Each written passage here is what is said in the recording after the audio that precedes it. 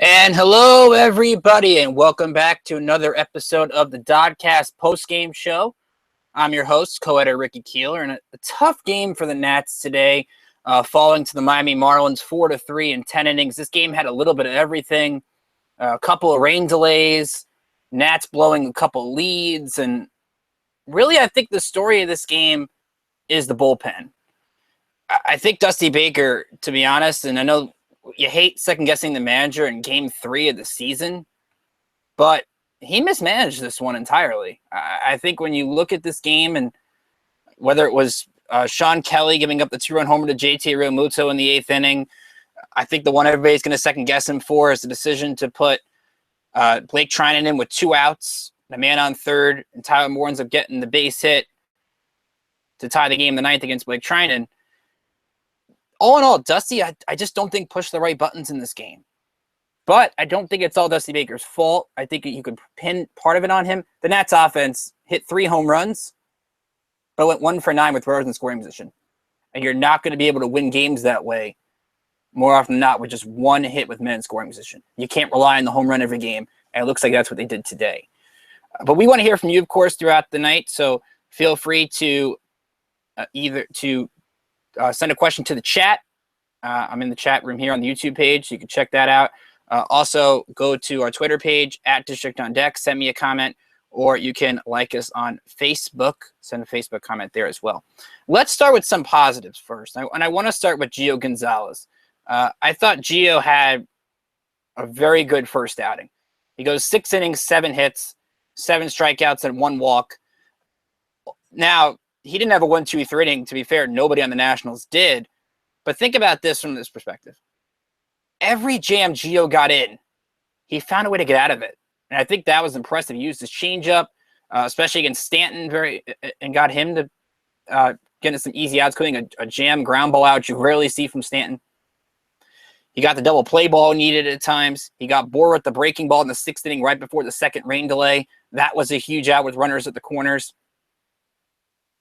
So when you think about Gio's confidence level, and that was something we talked about in spring training, he had to keep that same confidence from the spring into the regular season. And I think he did that. I absolutely think he did that in this game. I don't think you can pin anything on him. I think he had a good off-speed pitch, decent fastball. Obviously, he's not going to blow anybody away with the fastball, but I like the way that he found a way to keep the Marlins off the scoreboard, at least for the first 6 innings. The other positive from this game, Ryan Zimmerman. Again, I know he had the mistake in popping out to short in the 10th inning with 2 men on. But you think about the solo home run in the 8th, which should have been the game-winning home run, and it was a triple, but ended up being overturned due to replay. He is on fire right now. I mean, there's no question about it. 2 home runs in back-to-back games. He's definitely got the launch angle thing working out. So if Daniel Murphy wants a hitting coach job, Ryan Zimmerman could be one of those guys that writes a recommendation letter or something. He has been that good through the first 3 games. And Dusty Baker was criticized a little bit for putting him 5th, but so far that decision has worked. There's no question about that one. So Zimmerman had 2-hit game tonight. Jason Worth hit a home run off Kyle Barraclough, which is not easy to do. Not many right-handers can take Barraclough out of the yard. Worth did that in the 7th. He had a 2-hit night for the 2nd straight game. Daniel Murphy had a 2-hit night again. He's had multi-hit games in all 3 games in this series.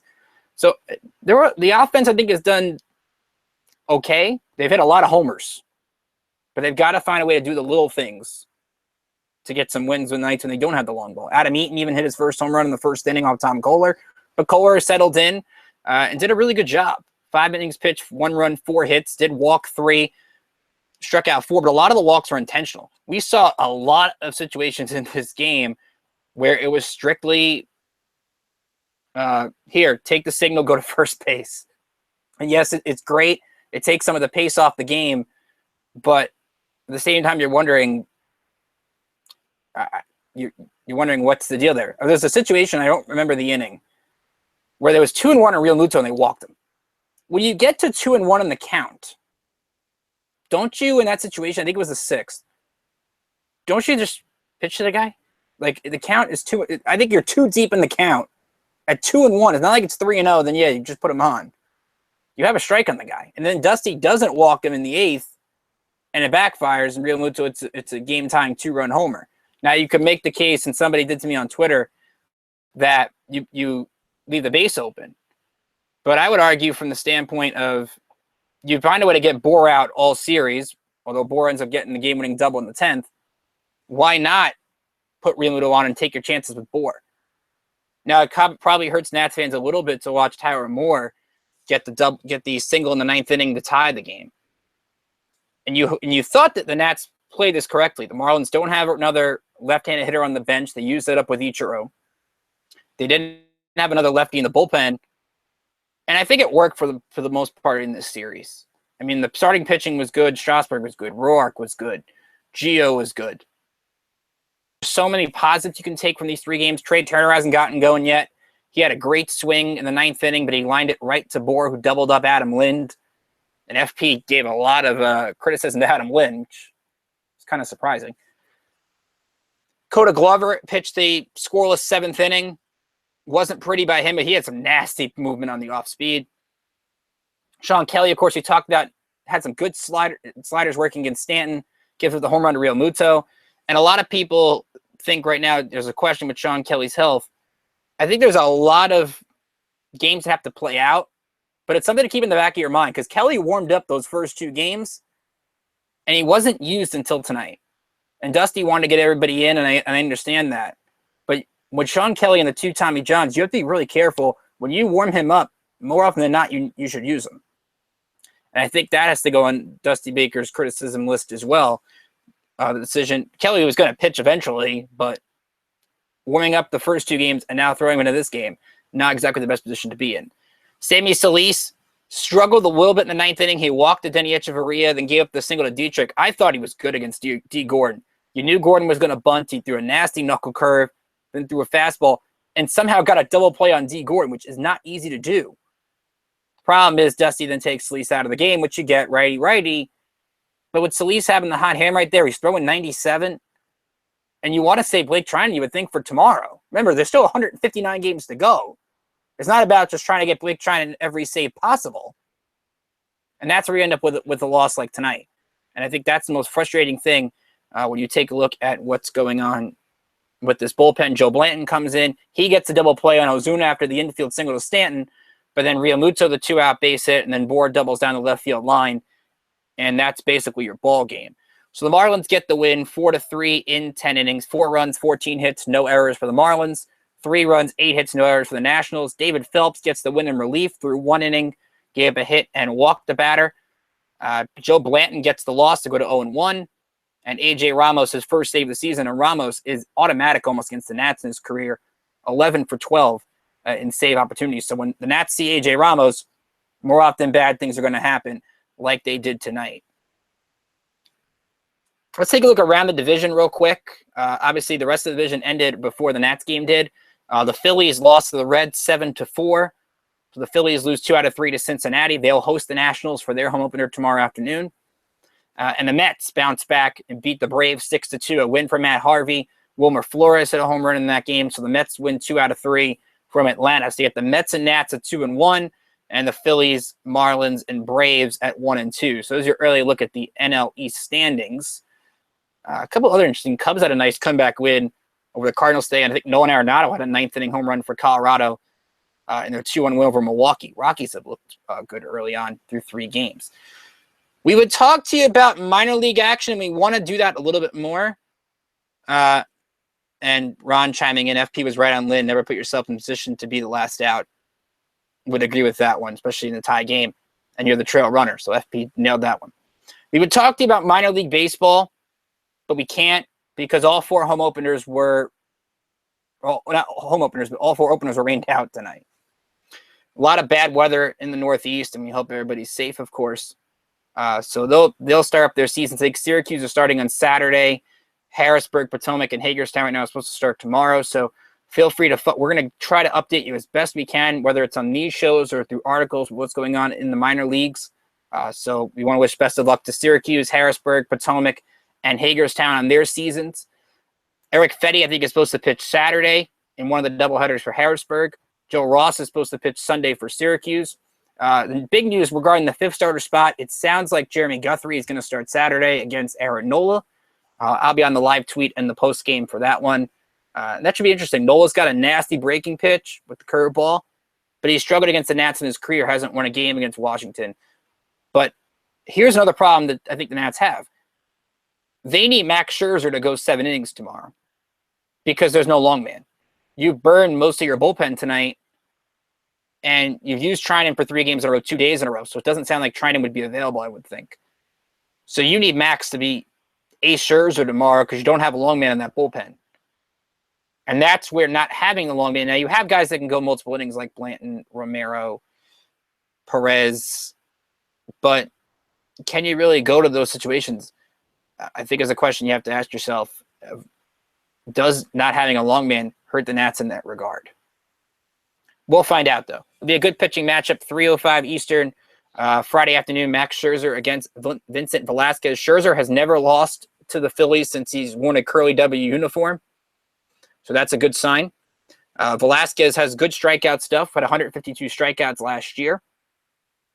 You have it. Jeremy Guthrie will play Aaron Nola on Saturday, as I mentioned earlier, and Sunday, Steven Strasburg will get the start on extra rest against Jeremy Hellickson at Citizens Bank Park. You look at the Phillies right now at 1-2, a pretty good, off to a decent start. They're hitting a lot. They're really relying a lot on the home run as well. Daniel Nava hit 2 home runs against Cincinnati today, which I'm sure will make our former Red Sox, so I'm sure Ron is happy about that one. But you have Maikel Franco in that lineup. You have Odubel Herrera. You have Cesar Hernandez in that role as well. So Ron asked me, who would I demote for Jeremy Guthrie? To me, it'd be Wilmer Difo. And the reason I say Difo is I think you have to make the decision with the suspension for Emmanuel Burris. He's out 50 games. Grant Green, I think, is the starting shortstop in Syracuse right now. I think that job has to go to Wilmer Difo. I think he's got to play every day, continue to get better. Now you have a spot where he can play, as opposed to Michael Taylor, where you look at that Syracuse outfield, you have Brian Goodwin, you have Rafael Bautista. I don't know if there's a spot for Michael Taylor to play every day, and you need him to sort of be that speed defensive outfielder off the bench, which I was kind of surprised that Dusty left Jason Worthen to run in the 9th inning and didn't bring in Taylor, maybe to steal second base. Maybe Wieters moves him over to third. Maybe that inning turns out differently. That would be maybe a question I would have for Dusty there as to why he didn't pinch run, and why was he asking Matt Wieters to bunt, first of all. Wieters does not bunt. He has like 2 sacrifice bunts in his career, I think, Bob Carpenter said in the telecast. So I would, to answer Ron's question, I would demote Difo down, not because that he's been struggling. Difo really has gotten to play, and I think he needs to play every day at Syracuse. Taylor has had those chances and failed. Difo, remember, has only played 1 game at Syracuse. He needs the AAA bats. He needs the AAA experience. And I think that's the best spot for him. So in the end, I think Guthrie will be okay. I mean, Joe Ross can't come up for a couple weeks anyway. Guthrie earned the job in spring training. I think that's the right spot for him. So a long night, definitely. And we'd like to thank all you guys for tuning in. We're going to check one more time here if we got any questions. Doesn't look like we do.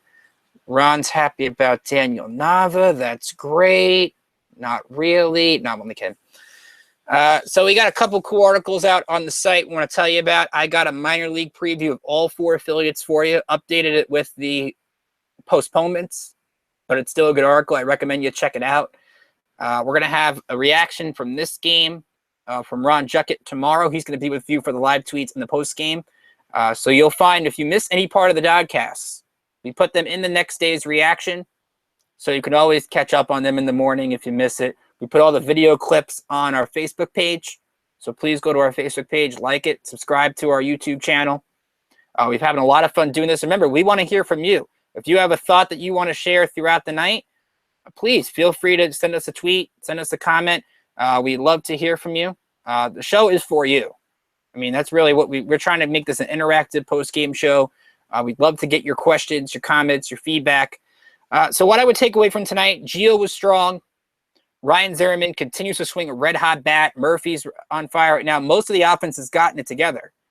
You just need Rendon to get going, Turner to get going. Really, if Trey Turner gets going, this offense can take a new level.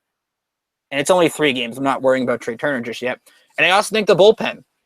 The bullpen had its moments first 2 games, but this is the kind of game that sort of brings you back to the concerns that might happen throughout the course of the year. I mean, practically everybody had a bad night outside of Cody Glover, and even then he struggled. So nobody had that dominant inning. The fact that you can go 10 innings without a 1-2-3 inning, that's a little bit alarming to me. You somehow have to luck your way into a 1-2-3 inning. And the Nats just didn't have that tonight. But Max Scherzer's the perfect guy to take them out, sort of ease the sting of this loss. And in the end, the Nats still won 2 out of 3. So I think you have to be happy either way. So from all of us at District on Deck, I'm Ricky Keeler. Follow me on Twitter at Rickinator555. And for my fellow co-editor, Ron Juckett, I wish you a great night. Tomorrow, Ron will be back here tomorrow to recap the opener between the Nats and the Phillies.